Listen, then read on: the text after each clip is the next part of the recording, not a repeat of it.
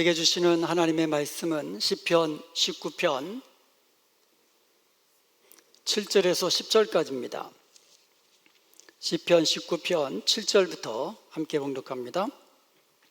여호와의 율법은 완전하여 영혼을 소생시키며 여호와의 증거는 확실하여 우둔한 자를 지혜롭게 하며 여호와의 교훈은 정직하여 마음을 기쁘게 하고 여호와의 계명은 순결하여 눈을 밝게 하시도다.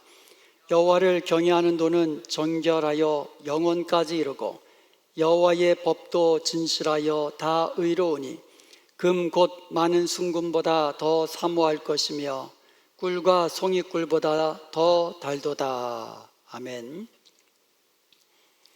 오늘은 하나님의 말씀의 능력이라는 제목으로 하나님께서 우리에게 주신 말씀의 은혜를 나누기를 원합니다. 오늘 본문 말씀에 보면은요, 성경의 명칭을 6가지로 이야기하고 있어요. 그래서 6가지로 성경의 명칭이 나오는데 그 각각에 대한 특징과 그리고 능력에 대해서 설명하고 있습니다. 하나님은요, 말씀하신 것을 반드시 이루시는 신실하신 하나님이세요. 그래서 성경에 예언된 말씀은요, 다 그대로 성취되는 거예요.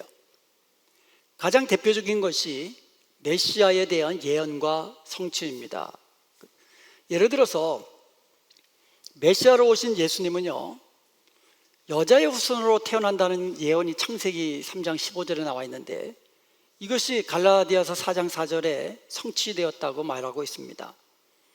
또 처녀에게부터 태어난다고 그랬는데 이와 같은 이사야서 7장 14절의 예언이 마태복음 1장 18절에서 성취된 것을 우리가 볼 수 있습니다.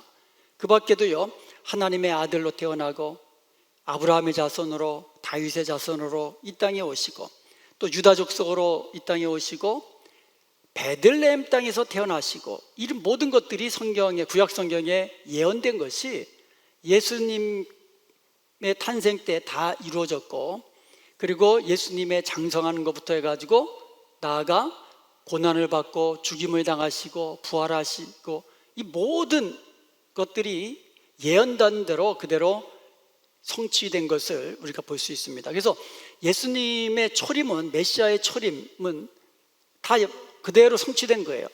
이제 남은 것은 예수님의 재림에 관한 것입니다. 예수님의 재림에 대한 예언도 온전히 그리고 완전히 그대로 이루어질 것입니다. 오늘 본문에는 이런 하나님의 말씀의 명칭과 특징과 그리고 그 능력이 6가지로 기록되어 있다고 그랬는데 한번 표를 한번 보시겠어요? 표를 보면은요, 먼저 여호와의 명칭은 6가지로 나와 있죠. 여호와의 율법, 여호와의 증거, 여호와의 교훈, 여호와의 계명, 여호와를 경외하는 도, 여호와의 법도. 저 6가지 명칭 중에 공통적으로 나오는 말이 뭐죠?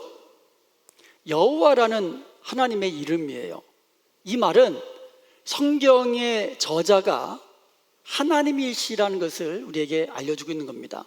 그래서 디모데후서 3장 16절에 보면 모든 성경은 하나님의 감동으로 된 것이다 라고 말씀하고 있는 겁니다. 그래서 성경은 성령의 감동으로 된 것이기 때문에 감동으로 기록된 동시에 사람이 기술한 거거든요. 사람의 손으로 기술한 거예요. 그래서 성경의 저자는 원저자가 있고 인간 저자가 있는 거예요. 그래서 성경은요, 인간 저자가 누구냐에 따라서 그의 경험과 그의 학식과 그리고 그가 자주 쓰는 문체와 여기에 따라서 문법도 다르고 단어 사용도 달라질 수가 있는 거예요. 그렇지만 1.1획도 가감할 수 없는 하나님의 말씀인 것입니다. 성경에 관한 예수님의 말씀은요, 마태복음 5장 18절에 보면 천지가 없어지기 전에는 율법의 1.1획도 결코 없어지지 아니하고 다 이루리라 말씀하고 있어요. 누가복음 16장 17절에도 뭐요? 율법의 한 획이 떨어짐보다 천지가 없어짐이 쉬우리라. 그러니까 천지가 없어지는 것보다도 1.1획이라도 떨어지지 않는다는 거예요. 그리고 요한복음 10장 35절에 보면 성경은 패하지 못하리니, 성경은 하나님의 말씀이기 때문에 패하지 못한다라고 말씀하고 있는 겁니다. 이처럼 예수님도요, 성경의 절대적인 권위를 인정하셨어요. 예수님은 모든 성경이 하나님께서 하신 말씀이고 하나님의 입에서 나온 말씀이기 때문에 우리가 이 말씀을 대할 때에 하나님이 나에게 하시는 말씀이라고 우리는 받아들여야 한다는 것이죠. 원자자가 하나님이시라는 거예요. 자, 그러면 성경의 특징은 뭘까요? 표를 다시 한번 보겠습니다. 성경의 특징은 완전하고 확실하고 정직하고 순결하고 또 정결하고 진실하다고 그랬습니다. 그리고 성경에 계속해서 특징은 6가지로 나오죠. 영혼을 소생시키시고 우둔한 자를 지혜롭게 하고 마음을 기쁘게 하고 눈을 밝게 하고 영혼까지 이루고 다 의롭다라고 말씀하고 있습니다. 여러분, 다이아몬드 보면은 이게 여러 면으로 돼 있잖아요. 마찬가지로 성경도, 하나님의 말씀 성경도 그 특징이 보는 각도에 따라서 좀 다르게 보일 수 있다라는 거죠. 그래서 성경에 나오는 6가지 특징 중에서, 그리고 능력 중에서 오늘은 3가지를 살펴보고요, 또 다음 주에 나머지 3개를 살펴보겠습니다. 그래서 이번 주와 다음 주 2주에 걸쳐서 오늘 본문 말씀을 우리가 다 암송할 수 있으면 좋겠습니다. 자, 그러면 7절 상반절부터 한번 보겠습니다. 여호와의 율법은 완전하여 영혼을 소성시키며. 자, 한번 같이 따라 보겠습니다. 여호와의 율법은 완전하여 영혼을 소생시키며. 자, 다시 한번 여호와의 율법은 완전하여 영혼을 소생시키며. 여기서 율법이라고 번역된 히브리어 토라는 교훈 또는 가르침이란 뜻이에요. 성경은요, 우리가 구원받는 데 필요한 모든 것을 가르치는 그와 같은 말씀이에요. 그리고 성경은요, 우리가 살아가는 데 필요한 모든 삶의 원리를 다 가르쳐 주면서 교훈하는 거예요. 그렇기 때문에 하나님의 계시만으로, 하나님의 계시는요, 성경만으로 완전하고 충분한 거예요. 그래서 완전하여라는 이 말은요, 흠없고 점없는 제물을 가르칠 때 사용하는, 어떻게 보면 제사에 쓰이는 그런 단어예요. 흠없고 점없다. 하나님의 말씀은요, 우리의 영혼을 소성시키기에 완전한 그와 같은 이 의미라는 거예요. 아주 흠없고 점없고 완전한 하나님의 말씀이기 때문에 그 말씀이 우리에게 임하면 우리의 영혼이 소성케 된다는 거예요. 요새 며칠 비가 왔잖아요. 비가 참 많이 왔어요. 이 뒤에 있는 포인세티아가 좀 약간 시들시들했거든요. 근데 비 올 때 밖에다 내놨더니요, 그 비 맞고 완전히 쌩쌩하게 됐어요. 그 위에 이 빗방울이 떨어지고 남은 그 모습을 보는데, 이게 얼마나 이 파릇파릇이라고 하긴 뭐하지만 생생하게 다시 살아나는 것을 볼 수가 있어요. 그래서 하나님의 말씀도 마찬가지예요. 하나님의 율법은 완전하여 우리의 영혼을 소성시킨다는 거예요. 베드로전서 1장 23절에 보면 너희가 거듭난 것이 썩어질 씨로 된 것이 아니요 썩지 아니할 씨로 된 것이니 살아있고 항상 있는 하나님의 말씀으로 되었느니라 라고 말씀합니다. 우리는 본시 죄와 허물로 죽었던 영혼들입니다. 그런데 다시 소성케 됨을 입은 것은 바로 하나님의 말씀으로 된 것이라고, 살아있는 하나님의 말씀으로 된 것이라고 우리에게 가르쳐주고 있습니다. 사람의 영혼을 소성케 하는 것은 세상의 철학과 윤리가 아닙니다.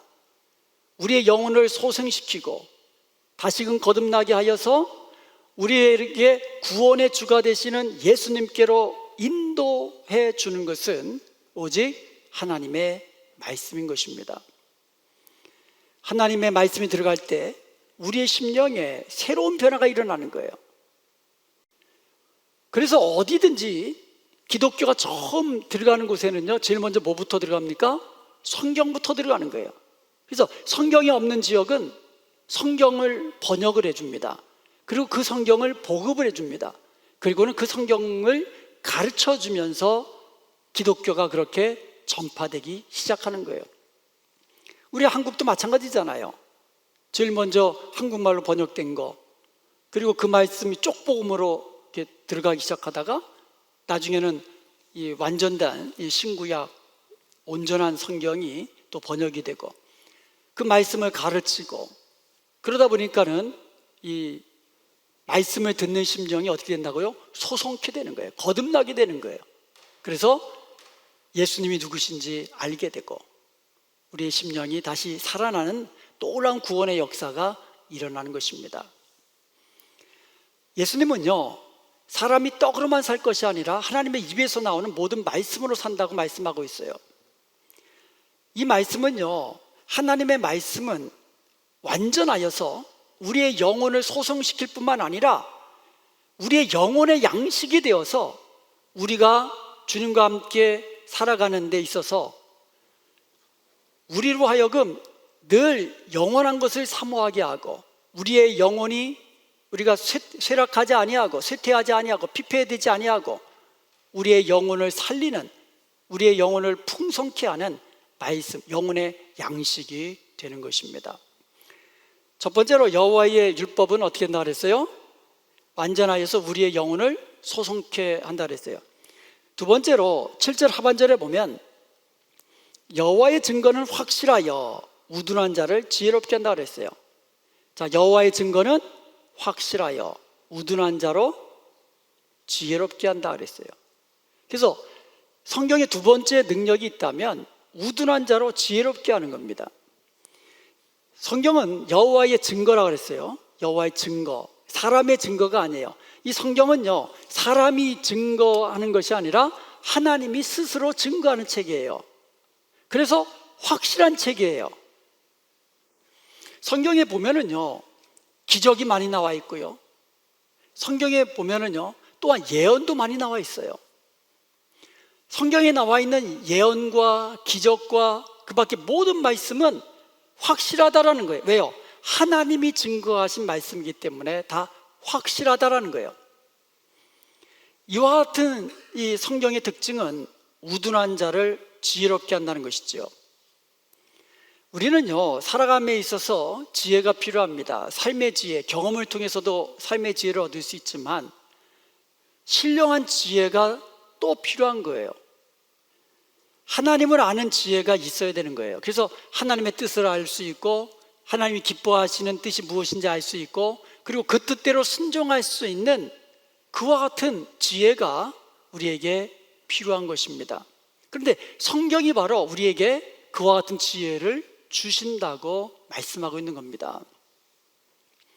이런 신령한 지혜는요, 우리가 어떤 강의를 통해서 받을 수 있는 것도 아니고 수양을 쌓는다고 얻을 수 있는 것이 아닙니다. 오직 하나님의 말씀, 여호와의 확실한 증거를 통해서 우리가 지혜를 얻을 수 있는 겁니다. 미국 텍사스주에 그 한 경찰관이 있었는데 성경을 아주 열심히 읽는 경찰관이 있었다고 합니다.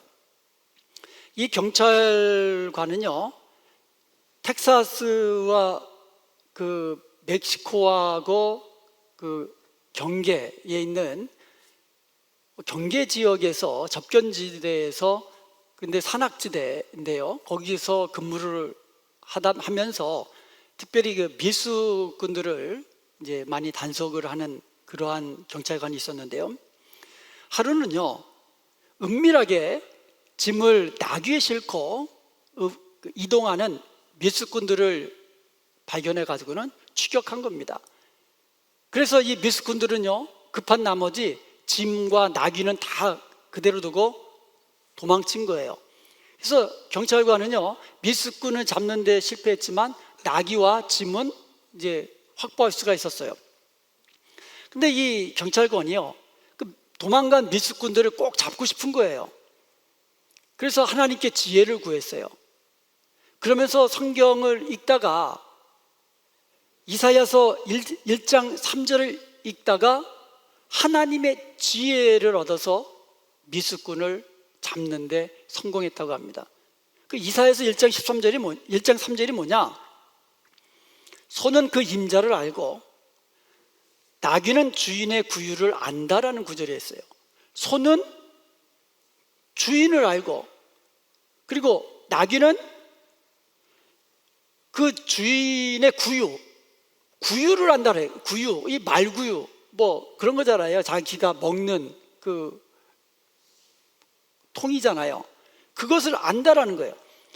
이것을 듣는 순간에 나귀는 그 주인의 구유를 안다고 했으니까 나귀를 며칠 굶긴 거예요. 그리고 풀어준 겁니다. 그랬더니 이 나귀가 산을 넘고 계곡을 지나서 자기 주인의 구유로 간 거예요.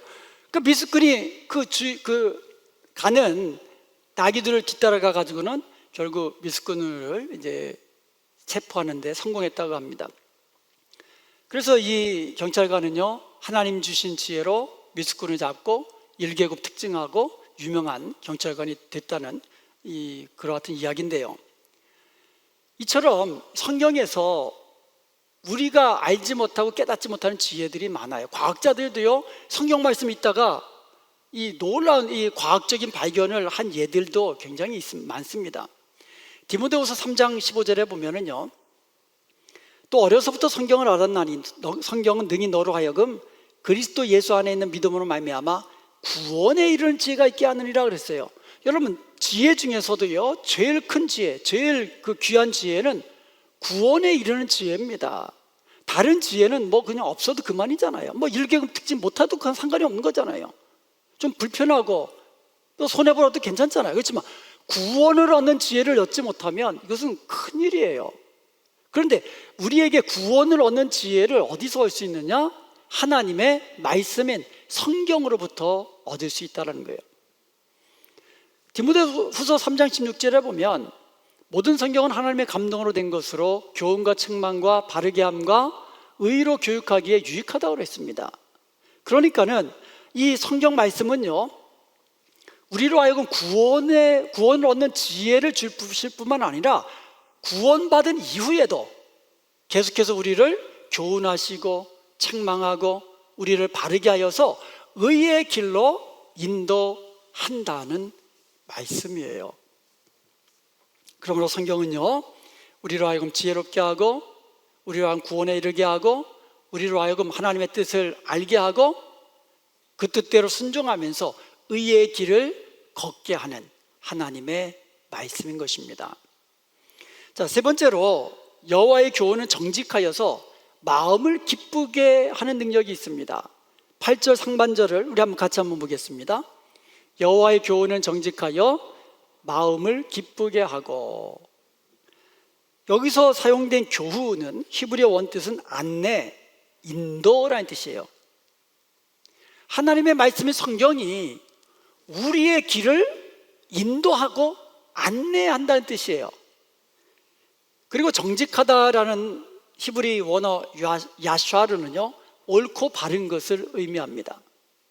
성경은요, 우리의 안내자가 되고 우리의 인도자가 되어서 우리의 걸음을 언제나 옳고 바르게 인도한다는 뜻이에요.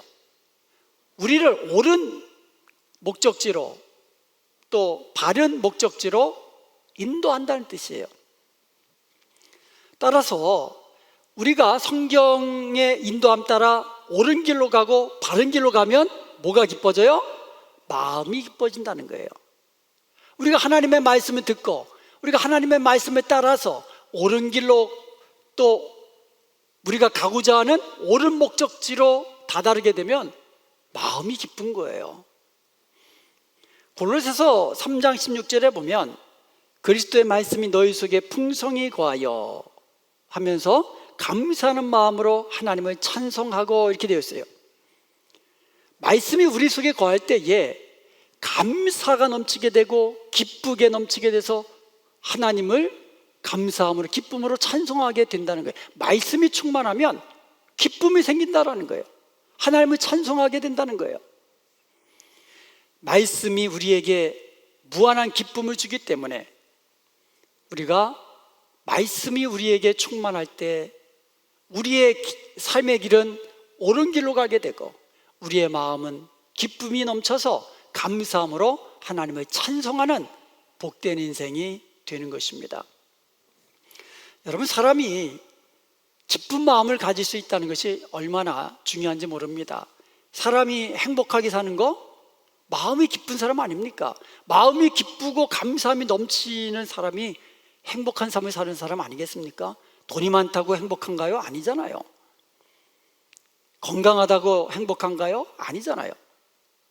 건강한데 마음은 지옥이다, 이거 행복한 거 아닙니다. 늘 다투면서 살아간다, 이거 행복한 거 아닙니다. 마음이 기쁘고 마음이 감사함이 넘치고 이런 사람이 행복한 사람 아닙니까? 그와 같은 기쁨, 마음의 기쁨은 어디서 얻어요? 하나님의 말씀, 하나님의 교훈, 여기서 얻게 된다는 것이죠. 사람이 기쁜 마음으로 살아간다는 거 억만금을 줘도 살 수 없는 것입니다. 그런데 오직 하나님의 말씀을 통하여 우리가 교훈을 얻고 그 교훈이 우리의 발걸음을 옳고 바른 길로 인도하고 그래서 우리의 마음이 기쁘게 되는 것, 이게 하나님의 말씀의 능력입니다. 사랑하는 여러분, 오늘 우리는 세 가지로 하나님 말씀의 능력을 살펴보았습니다. 첫 번째로는요, 하나님의 말씀은 우리의 그 죄로 말미암아 죽었던 우리의 심령을 다시 소성케 하는 능력이 있다 그랬습니다. 그리고 두 번째로 우둔한 자로 지혜롭게 하는 능력이 있다고 했습니다. 세 번째로 우리의 마음을 기쁘게 하는 능력이 있다고 했습니다. 그러므로 이와 같은 하나님의 말씀을 사랑하며 사십시다. 오늘 10절에 보니까는요, 많은 순금보다도 더 사모하고 또 꿀과 송이꿀보다도 더 단 말씀으로 여기라고 말씀하고 있는 겁니다. 그래서 하나님의 말씀을 늘 사랑하고 사모하고 읽을 때 송이꿀보다도 더 단 하나님의 말씀으로 이것을 받아들이고 그리고 그 말씀대로 살아서 우리의 영혼이 날마다 살찌워지고 그리고 우리가 날마다 지혜로운 자가 되어서 하나님의 뜻을 알고 그 뜻대로 순종하며 우리의 마음이 기쁘고 즐겁고 감사함이 넘치는 복된 성도가 되시기를 주님의 이름으로 축원드립니다.